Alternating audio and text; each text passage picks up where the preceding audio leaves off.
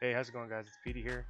Today we're going to be talking about League cities, everything about them, how to make them, how to get armament from them, so on and so forth. So, the very first thing you need to get a League city is you obviously need to be in a league. Well, when you're inside of that league, you need to be promoted up in order to create League cities. That can only be done by the leader or the leaders of the clan or of the league. So you need to get with them, ask them to promote you up, and then you'll have League City access. So the way to make them, let me clear these out real quick. You click on whatever city that you're wanting to turn into a League City. You just click convert. It says confirm you want to convert this city to League 1 League City. This will belong to your league. You will lose all resources and troops, and you'll also lose all of your battle score associated with it. And you'll lose, well, you'll get back your 4 flags for that city. So you do this, you can confirm. I can't do it, I got something upgrading, but, and there's another point. But you click confirm, it takes an hour, you can gem it, and you turn it into a level 1 league city. Your league can only have 5 league cities on the map total at any given time. Here's R5, so you can see. But you can only have 5 total, and then you also have to have access to make it. So once you make it, this is what it looks like. So this is ours right now. We're a day into this battlefield. So we got it up to level 3. The levels on this, League cities can go up to level 5, and then at level 5 they can be turned into a monument. But each league can only have 1 monument. The biggest thing about the monument is that you can upgrade your munition factory to level 6, and that will allow you to have access to rocket launchers. But on top of that, after every upgrade, I don't know if you guys have ever noticed this, whenever you upgrade you guys get territory score. So from 3 to 4 here you get plus 500. Once you get into the monuments, it starts going up very fast. I'm not exactly sure how much it goes up per, but it's a lot. So monument, and then those territory points that we just showed, those go to everybody in your league. So it's really beneficial to have at least 1 monument on the field. But anyways, let's get into this. So first we're going to talk about the function. What's the point of having a league city? So from the league city, these are the different options you can make. You can make a munitions factory, quartermaster depot, an army base, an air force base, and then turrets. Typically when you see a league city, this is what you'll have. We don't have the army base or the air force base out. It's just extra, we don't need it. So you'll have your munitions factory, which you can obviously produce different units from. And then you'll also have your quartermaster depot, which is basically a commercial center. So from here, you can do shipments, you can send it to whoever you want. You can send the stuff to yourself. Click on whatever city you want it sent to. And then you can send resources, supplies, or armaments. And you can send those to your city. So they go by plane all the time in the league city, but that's the only difference from a commercial center. So talking about the commercial center for a little bit, this is how you're going to send money to your league city. That's the only way you can make armament. So you see like everything up here, you have 650 steel, 1177 rubber, 3000 oil. So everything that you're seeing here was sent by the people closest to this. So me, Gur, and Eddie. So we're the ones sharing this LC. So everyone has access to it. Everyone shares it together. Typically you only have 3 to 5 people on an LC. You could have 5 LCs per league, 20 members in the league. It splits up 3 to 5. So depending on your location, you pretty much just use the one that's closest to you. So we all just, as soon as we get some spare resources, we send them in there, and then we make whatever we need and then take stuff out, and that's about it. Different leagues do this different ways. Some leagues are very strict with the different funds in here. So for example, say I want to build 10 M40s to start my army, right? So some leagues, you would look at your M40s, how much they cost, and before you could purchase this, you would have to send 16,000 cash 7,680 steel, 3,800 rubber. You would have to send it. So as soon as you send it, if you click on your messages, go to league log, you'll be able to see the different transports coming in. I don't know if that's the exact tab. Yeah, so you can see what people send. So, for example, if one of the league members is watching this league city and they see, watch, I'm just going to send something to myself real quick. Peety, I'm going to send it to my capital city. I'm going to send 3 flag. Create, it just created. There it goes, this giant plane. So if your league city sees this giant plane come out, they're going to track it down, see what city it's going to, and then check the log and see if you've paid for it. If you haven't paid for it, some leagues you'll be in big trouble. You could be kicked because you're technically stealing resources from other members. It is kind of aggravating. My league, luckily, was pretty chill, and most of the high-level leagues are, because you just, whatever you take out, you pay it back. Like those 3 flak I took out, I paid them back. I think I paid way more to the league city than those, but so yeah, that's kind of how it's ran. That's how the munitions works. We'll go over these troops really quick, just because if you're like brand new to the game, you won't know. So flak 41. So these flak are very good at shooting down anything in the sky. So if you're facing against bombers, or you're facing against scout armies, or anything, these flak, if you have from 7 to 15 of these, you could shoot down bombers in a minute or 2. By themselves, they kind of suck, meaning you need to pair it with this certain upgrade. I'll show you the upgrade now. It's in your battlefield tech, anti-air. I believe this is it. Yep. So flak 36 and flak 41 units gain salvo attack ability. Units gain AoE for 5 minutes. Splash damage. So if you are, just to explain how AoE works, I'm hoping you guys know this, but you might not. Let me see. So here's my army right now. So say this tank was an enemy, this tiger tank, and I was fighting all these guys, right? Okay, I'd have to shoot one at a time, obviously. You shoot one, stug, kill the stug, shoot another, kill another, and you probably die.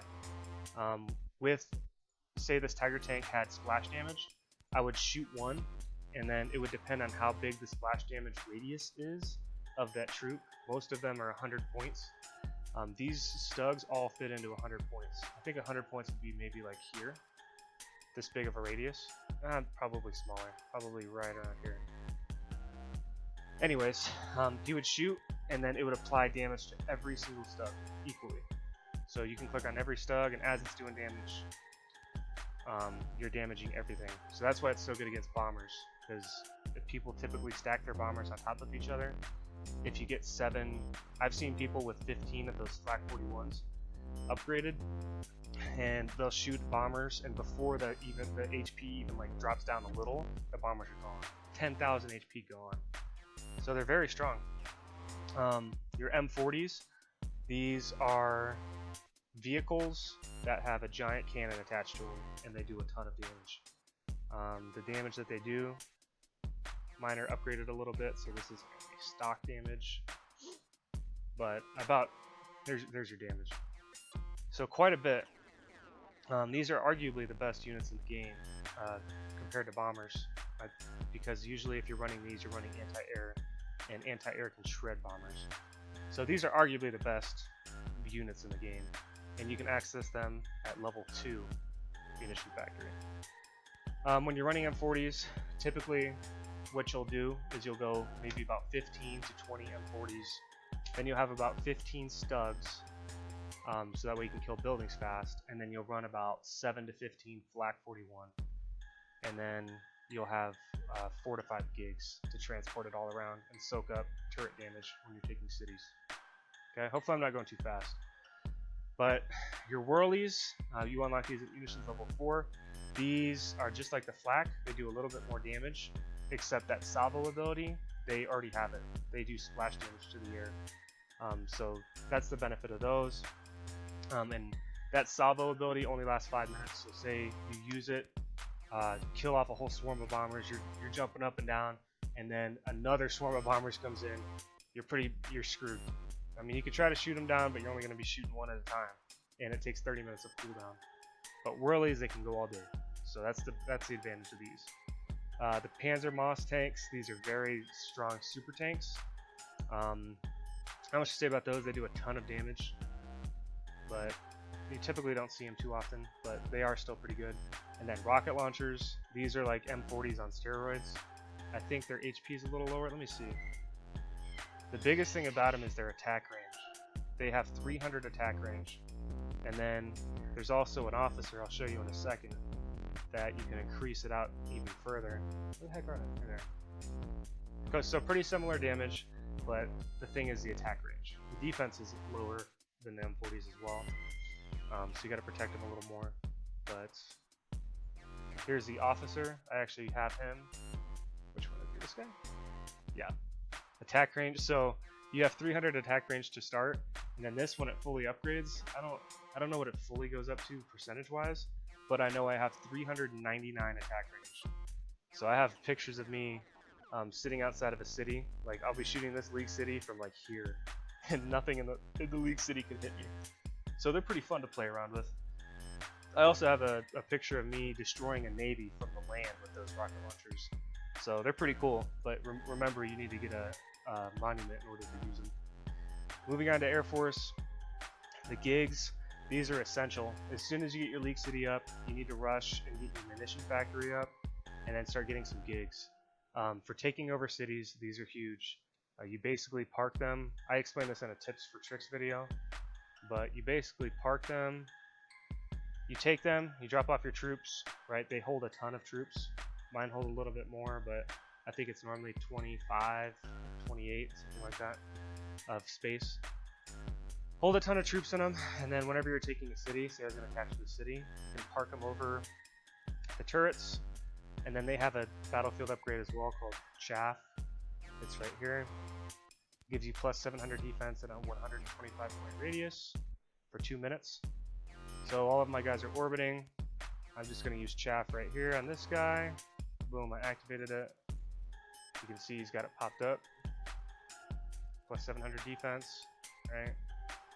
And then these guys get it as well.